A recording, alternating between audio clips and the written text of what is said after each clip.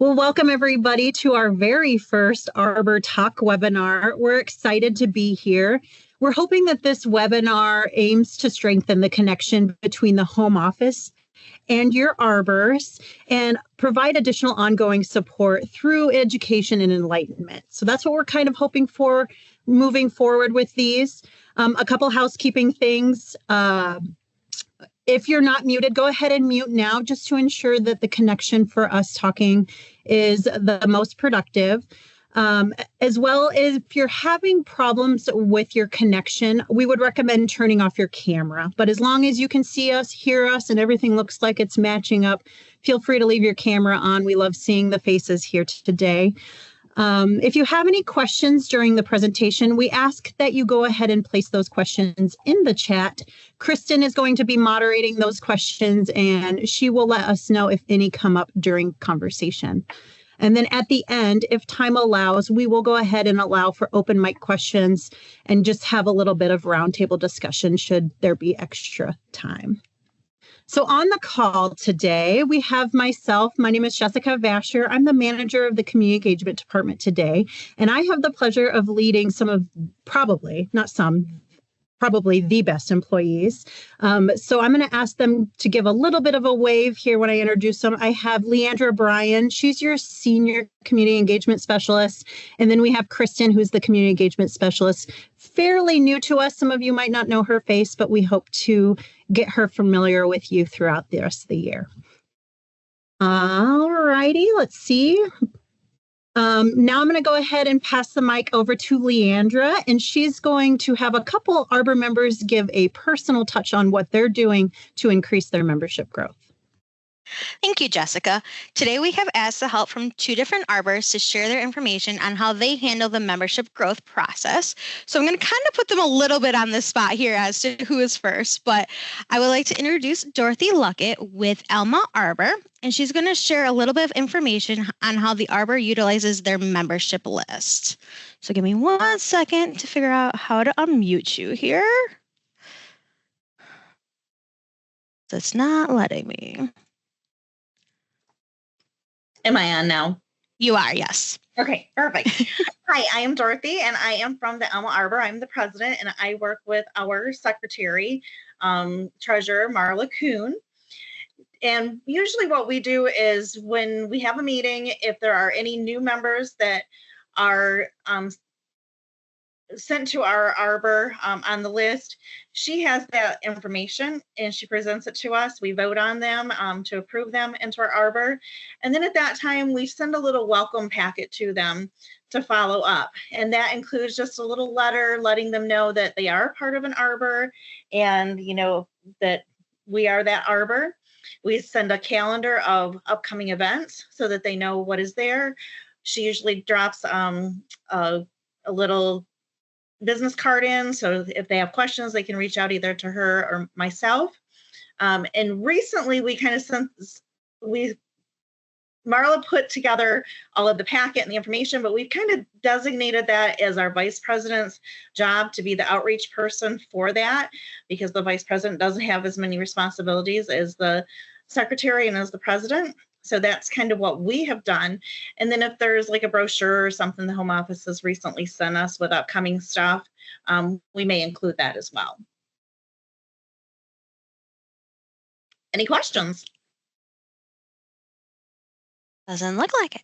Okay, well, thank perfect. you very much, Dorothy, for sharing.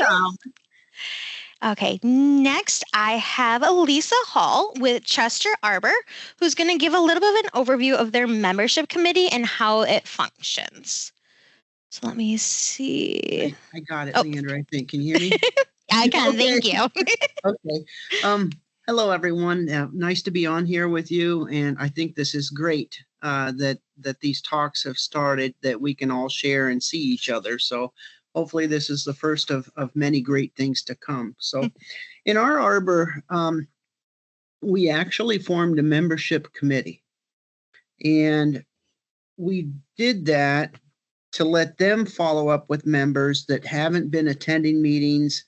They can help welcome new members and get them involved. And then they help to find new members through personal, professional, and family members. And the membership committee's taken on some additional work in planning some like game nights and things to get the Arbor going and to have it. And we always have food when we do something big. Encourage your Arbor members to bring guests to meetings. And then when we do get a guest, they get like a gift pack, a goodie bag, much like what Dorothy's doing when they welcome them and follow up with them. We give them a gift bag and put some of the promotional items that are provided by Gleaners in those bags. Your impact events will also draw new members. So make sure you've got your trifolds, your brochures and stuff with you at all those impact events. Wear your t-shirts. That's a big marketing item for us. One thing that we do a little bit different, and we've done it 2 years now in a row, is it's called a year in review. So we take all of our statistics, our number of meetings, the number of impacts, the financial impact, and we roll it into a presentation. And that, when we give that presentation one time a year, that becomes guest night. And we get everyone to try to invite people to that meeting so that we can, show them in a 10-minute presentation of all the wonderful things that the Arbor's done, and to try to get them to come on board with us to help the community. Let's see. One thing you need to utilize is this community engagement team. They're wonderful with marketing. They can make you flyers. I think each Arbor gets a mailing once a year. And they're just wonderful. They're wonderful to us. I mean, we need stickers and things that we can put like on the goodie bags and things we hand out. And they're just wonderful to work with. So if you aren't utilizing this team that's on the phone, you're missing out. We put the final thing here is, well, I got two things. Social media. You've got two avenues. One is on the if you go through the gleanerlife.org, you have a website there. So utilize that. The other marketing on social media is you can make a Facebook page, and that you can put all your current photos of things you're doing, and you can set up events and invite people that way. And you get one person telling another person, and they tell 10 of their friends, and all of a sudden you've got a big event. And then the last thing is we set a goal for new members. So, in our Arbor, we said we want to have 10 new members, and that can be a social member, or it can be a full-fledged, member that buys a product, a life insurance or annuity product. But if we get those 10 members to join, then we get a pizza party. And I don't know in your Arbors, but in our Arbors, food is a big motivator. So if you're serving food, you normally get a lot of people there. So that's what we're doing in Chester Arbor. And if you want to see our presentation, I've put it out on our Gleaner Facebook page. If y'all want to see it, I think I've sent the link to Leandra. You can pass it out to everyone and just come and take a look. I didn't record any audio with it, but it flips through a slide about every, 45 seconds or so. So thanks. Nice to see you all, meet you all.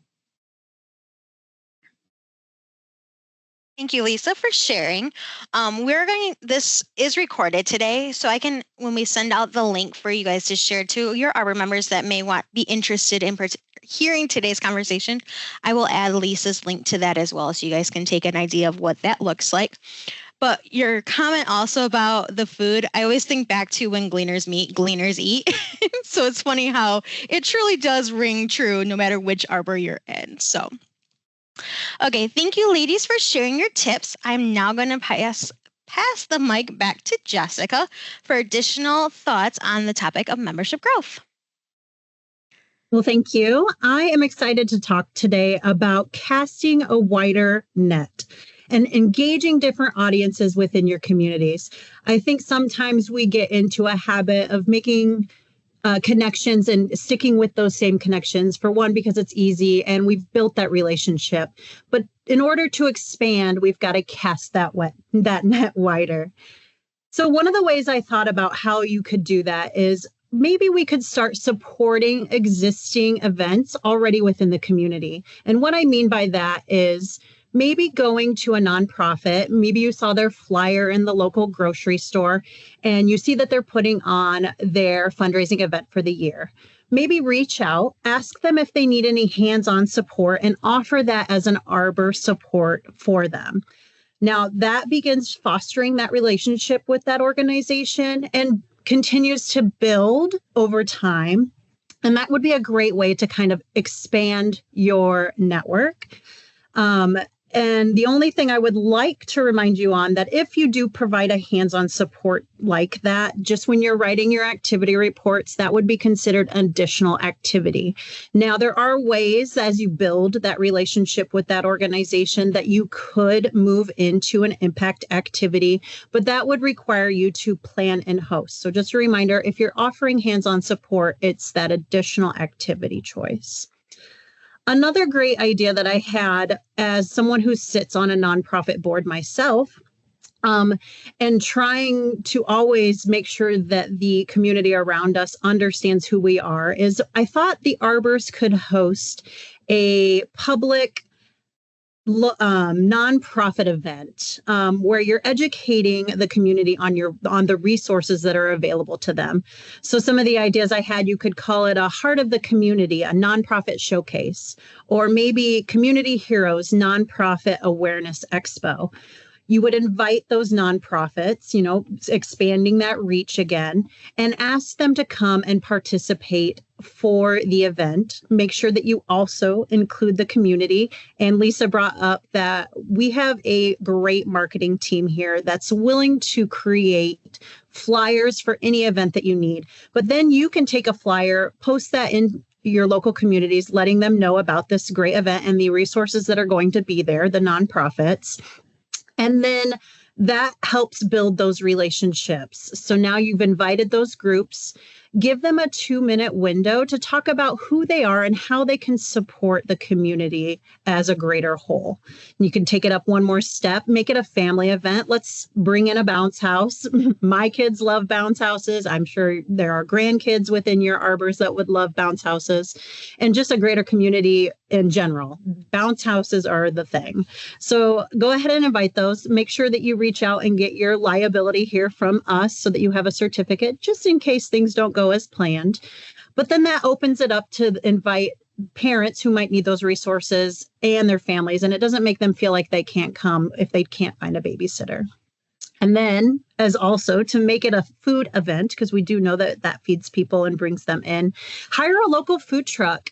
We are seeing that a lot here in Adrian, where food trucks are popping up all over the place. And here in our department, we look forward to an organization that has one every Thursday. We always look it up, and that's kind of our little team bonding. So food definitely drives individuals. So you could bring a food truck, make it a true community event, and just get everybody involved to learn about what the greater community is doing. Now, like I stated, you could give them that 2-minute little elevator spiel that they could give, but then also do it on behalf of the Arbor. So not only are you bringing them in to educate, you're also educating on who you are. And then at the end, you could wrap it up by doing a donation and just thanking those organizations for their time and provide them a check to help better what they're doing in their communities. So those are the two things I had kind of in my mind that I felt were just a little bit different. But we could talk about this forever. And so like as Leandra mentioned, we're going to be following up with some additional ideas just so that we can keep on track for time and hopefully give some time back to you today. But we'll be sure to include some additional ideas moving forward. Now, I did not bring the next one, but we do have another one of these coming up. We're hoping to do them bi-monthly here. So look forward to more details on the next one in August. And I think I've done enough talking, so I'm going to pass it back to Leandra. Quick correction. The next one will be the end of September. I don't have the date with me either, but when we first planned these, we were doing them quarterly. We hope, depending how the rest of this year goes, next year moving it to that more bi-monthly as they kind of grow and looking at other opportunities and development for the arbors outside of the normal publications we do. So I do, as you guys can tell, there's a handful of arbors, and we do have 65 represented altogether. So there are some that reached out to me with other ways that they get involved, but unfortunately they were not able to attend today. So I'm going to share some of those with you. An arbor invites potential members to visit a meeting. Another one has printouts of their arbor's yearly arbor calendar with events and meetings distributed at events. They try to stick with the same schedule so that way they can print it off in January and have it for all year. They're involved in a local chamber or community events where the arbor can provide information and handouts. Along with this, there's a couple of them that will do like tables at informational nights and things like that to get people involved. Another completes activities focused on youth. This allows them the opportunity to get families involved. A great example of this lately was Legacy Arbor. They did a trail cleanup, and it was a great turnout because the parents came out, but they didn't only come out to help, they brought all their kids with them. So it turned into a family fun day. A lot of the families ended up having competitions, who could pick up the most trash or the biggest item, things like that, to make it a more well-rounded event. Of course, invite friends or families that may have that common bond of your arbor's goals to get involved. Plan social events with the arbor, such as a game night, giving time for socialization. And this kind of goes along with the opportunity to pair with inviting a guest to a meeting. Those are kind of all the extra tips I have. So an idea. So I'm going to kind of pass it back to Jessica, and we're going to bounce back and forth on questions and answers. There are some that were pre-submitted that we will go ahead and answer. But if you guys have thought of any during this presentation, we do still have some extra time. So feel free to add that into the chat section, and we will get those answered for you. So the first question that we'd like to address that someone submitted was how to engage non-retired members. This can be a challenge. Over the years, statistically, each generation has different ways that they would like to give back. But the first tip that I'd like to offer is just making sure that your meetings are being held in a neutral environment and at a time that your working class might be able to attend. That doesn't always benefit everybody, but in order to ensure that we're extending that reach or casting that wider net, we got to look at those times. Is it your meeting date? Is it your meeting location? And make sure that you're tailoring your meetings to the people you're trying to attract.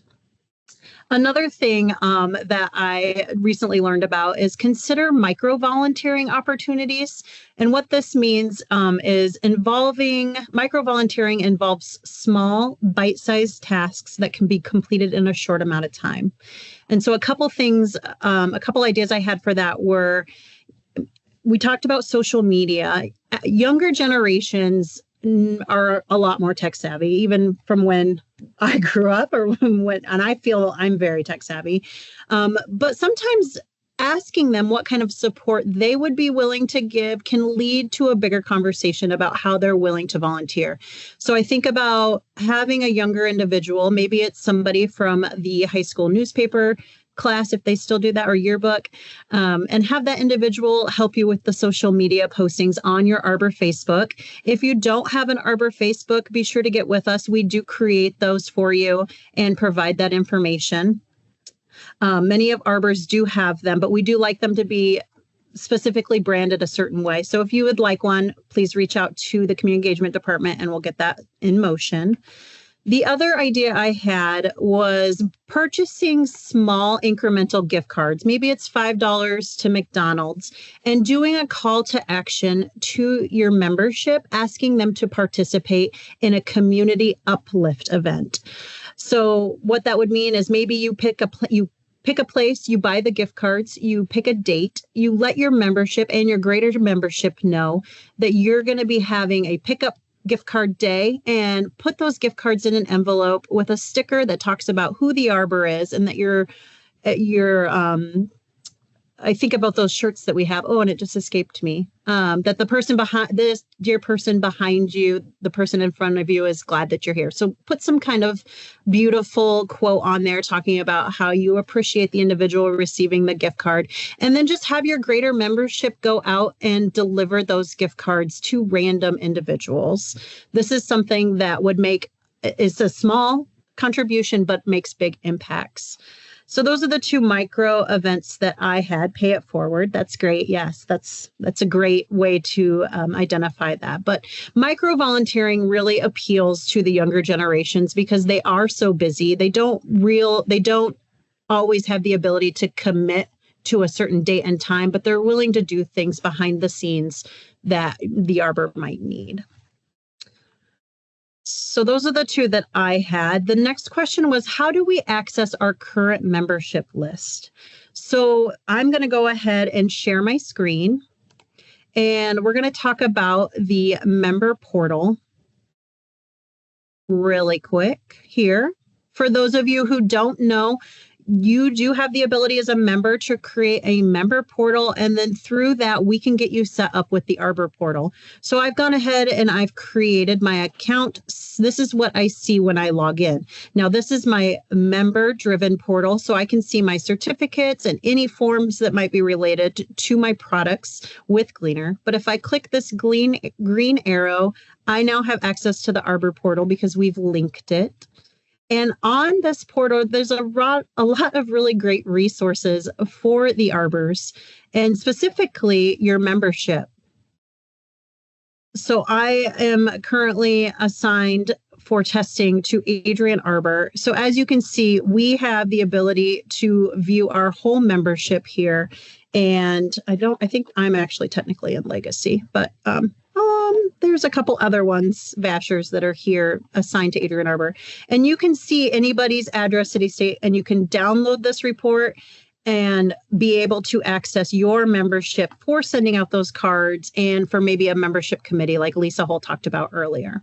So if you're interested in learning more of that, just contact the Community Engagement Department and we will be sure to get that connected. And then I think Leandra's going to take the last one. Before we get to the next one, there are 2 questions that popped up regarding membership list. So I'm going to read them for you, and I will let you answer them while we're kind of on that subject. The first one is, how do we determine if we have members assigned to other arbors, or if our members are all assigned to our arbor? So a great way to do that would be to check that list and see if the member in question is on it. If not, have the member reach out to us here at Community Engagement, ask for member services, and member services will be able to identify what arbor they're located in after asking some security questions. It's really important that the individual who is the insured on the product calls, though, because they will not answer questions without making sure that that individual is who they are for, like I said, security reasons. And that kind of goes with us too. If you're calling in asking us questions of certain people, we're not able to provide that information either. So your best bet is, if that individual is not on your list, to have them call in and talk to member services. Okay, the last question we had that was pre-submitted was, how does an arbor briefly explain what an arbor is and what Gleaner is? And this is a great question. I call it our little elevator speech. The information I'm about to read is actually on the trifold.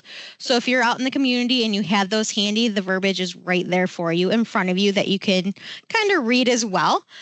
But the best way to think about an arbor is an arbor is a Gleaner service club that gives back to its community through projects and donations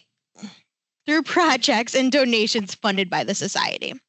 And then Gleaner is a not-for-profit fraternal benefit society owned by our members, and a member is anyone that has a product, whether it's a life product or annuity. So kind of little simple, easy ways when you're out there remembering. And Jessica, this is another one we recently have talked about a lot, and is a great question as well. Is a liability certificate recommended for all impact activities? So the liability already extends to the arbors, but it is always good to have it on hand for day of. Most of the time, arbors are reaching out to us and asking for those certificates because a venue or, a venue is requiring some sort of certification showing that there is liability if there was to be any kind of accident. But it is always a good conversation and always good to have on hand just in case. So we do recommend that if you are engaging in the public or at a venue, that is that we would recommend that you would get that. A lot of times we'll see those come through if you're working at a township hall parking lot or different venues of that. There's an Arbor planning paintball event fundraiser type thing. And so we encourage them to get it for that because there's the higher risk with paintballs and that fun jazz. So, So I can take that one from Ivelisse. Okay. We are having many conversations. You are not the only one that's asking this. These are conversations we need to have behind the scenes because email addresses, people are not indicating I give permission for you, specifically the Arbor, to email me. That's where we're kind of hesitant to provide those email addresses. However, that does not mean that you can't start requesting those, at events or having conversations and start building those lists on your own. We're just trying to figure out if it is something that we can provide, and we're still working through that.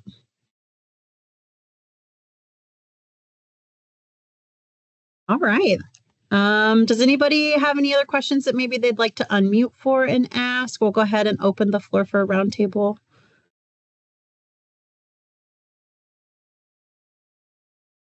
All right. And maybe hearing none, I'll go ahead and give my outro spiel. But before we close and choose a winner for everybody who participated today, we're going to do a random drawing and have those individuals, or a random drawing for a lucky winner for participating. My words today. But I wanted to leave you with just one last thought. Membership growth is going to take time and consistency. If we had the secret to unlocking growth, we would be the largest fraternal in the whole entire world. So it is something that we continue to work on every single day. But we didn't get here because of just our products. We started with a conversation, we began a relationship, and obtained a partnership with all of you. So through this partnership, we have gotten to where we are today, 130 years later. I just wanted to leave you guys with that little thought. Todd, did you have anything that you'd like to include? Yes, thanks, Jessica. Just wanted to say a couple things. First, I love this. This was a great idea. Thanks to Jessica, Leandra, and Kristen for helping to organize this. And I really look forward to this growing. We've got a great turnout today, but it would be even greater if we had all 65 or 66 arbors able to participate. Second, appreciate everything that everybody in our arbors does, because you literally bring life to the fraternal mission of Gleaner Life Insurance Society. You are the people on the ground fulfilling, the goals and the strategies and dreams that were established 130 years ago. And we appreciate everything you do. And second, just, after this meeting, as you reflect on this, certainly looking for your feedback on any topics that you might find of interest or information that you would like, to hear about the home office or whatever as we move forward with this. So, we want to be able to engage, have a two-way dialogue here. And again, just appreciate everything that everybody does. And thanks to the community engagement team. Appreciate your hard work so much too. Thanks. Well, thank you. Kristen, who's our lucky winner today? All right. So hello again, and thanks for joining us for the Arbor Talks. It was wonderful to hear your questions and engage in discussions about how we can enhance our membership growth. So that's amazing. And our generated winner is Dick Harold. Congratulations, Dick. Yay. Well, look at that. We ended just mere seconds before 12:30. We appreciate you guys so much, and we look forward to the next one. Again, when you get that email, be sure to indicate if you're interested in providing some kind of activity update on behalf of the Arbor, if it's working for you and the topic that we choose. include some topics. We would love to know what you guys are looking for. And then also be sure to look forward to the follow-up that's going to include even more ideas on how you can increase your membership. Take care, everyone. Bye. Bye.